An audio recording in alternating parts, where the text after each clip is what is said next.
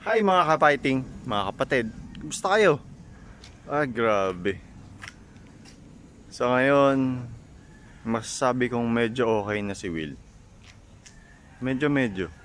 Kasi talagang binantayan namin siya buong magdamag. Tsaka natutuwa kami. Hindi na siya gaanong nagsisure. Kahit pa nung mga nakaraan, masyado na kasing late din yung pag-check namin sa kanya. Ang akala kasi nila, iba yung nararamdaman ni Will eh. Sabi ko naman, humingi naman ako ng tulong sa ama. Hantayin natin kung ano ibibigay. Yun nga, kagabi, may dumating sa amin na talagang hulog ng langit. Sabi, mataas lang yung lagnat ni Will. Wala kayang dapat ipangamba. Ang gawin nyo, bumili kayo ng gamot. Di agad kaming bumili. Kaya, ayun, nasabi kong medyo okay na. Medyo pa lang. Pero, update ko na lang ulit kayo sa mga susunod na araw. Okay? Nga pala.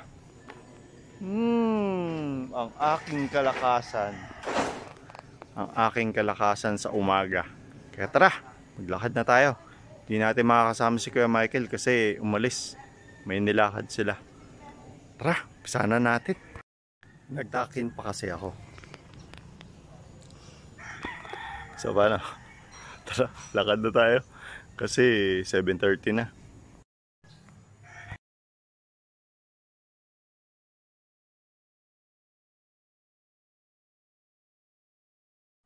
Grabe, sarap ng init. Itong kailangan ko kahit puyat. Tara.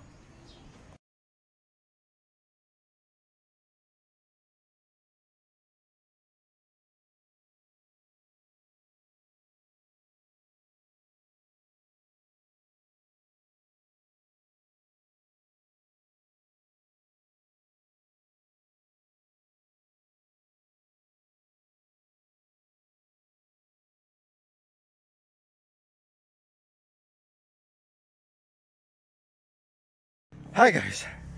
Nakaisang ikot na ako. Ay, sarap ng init. Kaya sasamantalahin ko. Baka maglimang ikot ako. Kasi yun lang naman yung magagawa ko. Hindi ako pwede magbuhat. Hindi ako pwede mag-exercise. Hindi ako pwede magbuhat. Kaya maglalakad lang tayo ng maglalakad. Tapos iinom ng maraming tubig sa umaga. Para lalo tayo sumigla. So paano? Mamaya ulit ah. Hi guys. Nakatatlo na ako. Pero maaga pa naman, alas 8 pa lang. Kaya sasamantalahin natin, magdadalawang ikot pa tayo. Ang sarap ng init, sobra. Dapat laging ganyan. Para lagi tayo masigla at masaya. So paano? Mamaya ulit ah. Hi guys. Nakatapos na ako ng 5 ikot ko. Ang sarap ng init. Kaya magbababad muna ako sa init.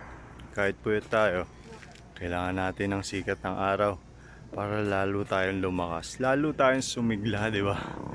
Sorry, pagod na ako. Pati gagawa lang muna ako ng content ko para mamayang hapon. So paano? Mamaya na lang ulit ah.